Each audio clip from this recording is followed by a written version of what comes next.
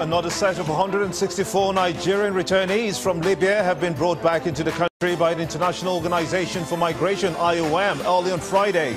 This is the third set of Nigerians returning from the North African country, following the arrival of 144 and 257 persons on Tuesday and Wednesday. We'll have further discussions on that much later on the show. Data feeds are coming through in one place simultaneously on all our social media platforms, channelstv.com and on youtube.com/channelsweb. You can follow us right now on m.channelstv.com and on Facebook as well. We've got all our platforms on social media covered. Be part of the show. Tweet at Gimba Umar CTV. Use the hashtag State of the Nation to air your thoughts on the subject. Nigeria's former military president, General Ibrahim Badamasi Babangida, retired, has reacted to the defection of the former vice president, Alhaji Atiku Abubakar, to the People's Democratic Party, the PDP.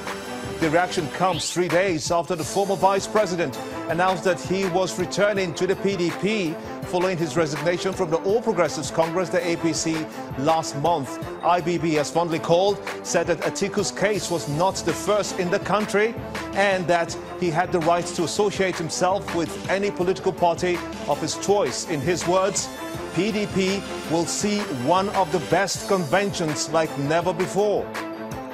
President Muhammadu Buhari has traveled to his hometown Daura in Katsina State by road following his two-day state visit to Kano. Senior Special Assistant to the President on Media and Publicity, Mr. Garba Shehu, revealed this in a statement signed by him on Friday. The President, while in Kano, said that with what he sees, if elections were held at that very moment in time, he will win the elections. Again, it's prime time here in Lagos. And this is State of the Nation.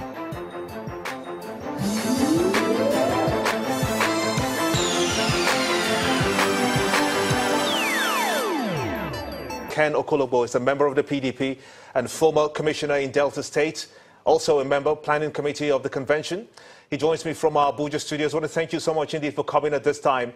What are we looking at? 11 governors elected on the platform of the party are said to be very angry with the reported move by former military head of state Ibrahim Badamasi Babangida to impose his front as the chairman of the party. Is that the case?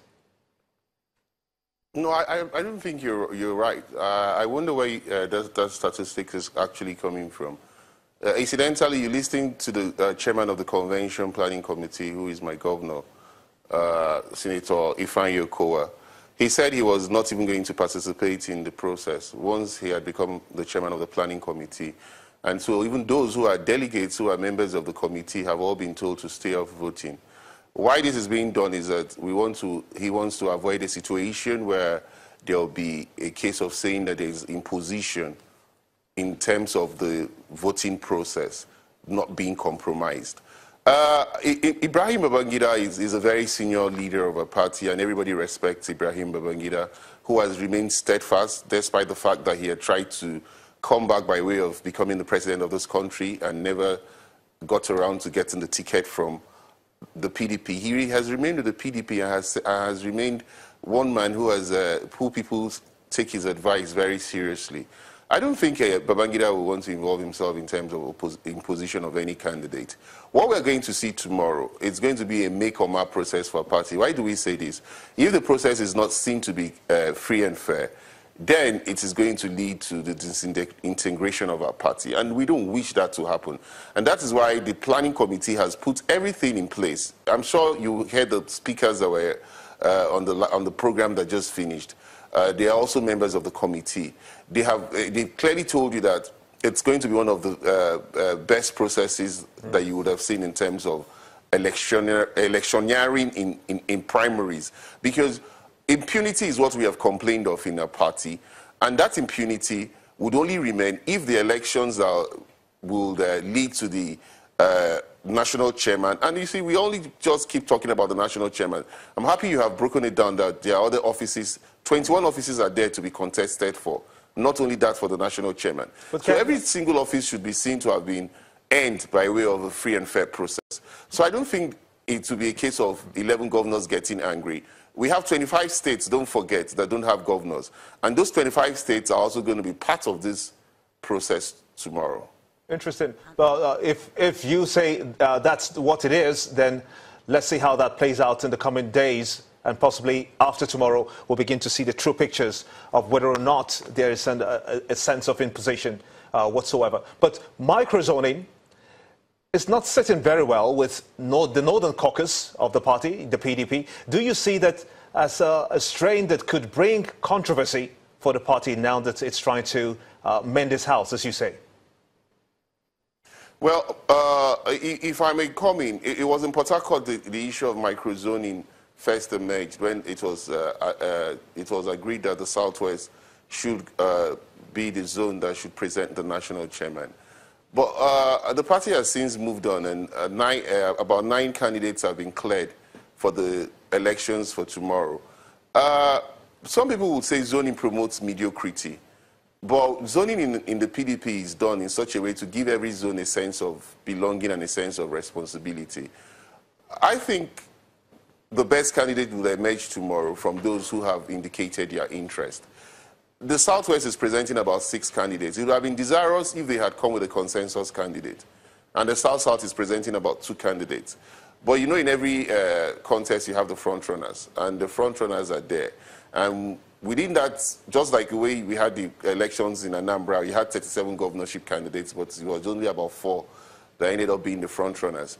So those front-runners would help a lot in reducing the process by allowing some of the candidates to step down before tomorrow. Because the fewer the candidates that are going into the elections tomorrow, the easier it will be to conclude that process. Now, you are a member of the PDP and also watching the political space very closely. The argument for the campaign team of Uche Secondus is that he is most experienced, favoured by microzoning, and has been in acting capacity as the national chairman of the PDP after Amadou Muazu. When the party was going through those challenges, are those credentials enough to put a candidate ahead of others? Well, Uche Secondus has been the national organizing secretary of the party. He has been the deputy national chairman, and he has also acted as the acting national chairman. That gives him a whole lot of experience, no doubt. But you also have had someone like Bode George, who has been the deputy national chairman, just like you also have had someone like the governors who have manned their states, and someone like Benga Daniel, someone like Tunde Adeniro, who has been a minister, who also has executive experience. But the theory is that party experience is not equal to executive experience. But don't forget that we have also had governors who have been chairmen of our parties in the past. And in fact, if you look at it, it was as if it was a norm now to have the ex-governors becoming the chairman of ruling parties. So what do you think? In APC, you have John Oyegu. So what do you think? Sheriff, and we had my apologies, Ken.